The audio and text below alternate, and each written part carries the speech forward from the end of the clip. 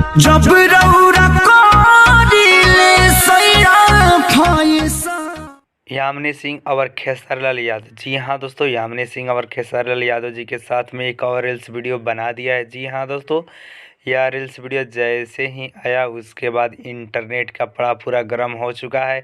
आइए जानते हैं इस रील्स वीडियो के बारे में, जिसमें खेसारी लाल यादव और यामिनी सिंह एक और एक्ट्रेस दिखाई दे रही है दोस्तों। जी हाँ दोस्तों, यामिनी सिंह का एक और कमाल का वीडियो आया हुआ है। पहले आप नीचे कमेंट कर बता सकते हैं यह रील्स वीडियो कैसा लगा आप सब दोस्तों को। ठीक है दोस्तों, और इस चैनल पर खेसारी लाल यादव और उनके रिलेटेड हर एक पल का न्यूज़ दिया जाता है, तो इसलिए आप हमारे चैनल को भी सब्सक्राइब कर सकते हैं। ठीक है, तो पहले यह रील्स वीडियो देखिए और बताइए कि यह रील्स वीडियो आप सब दोस्तों को कैसा लगा।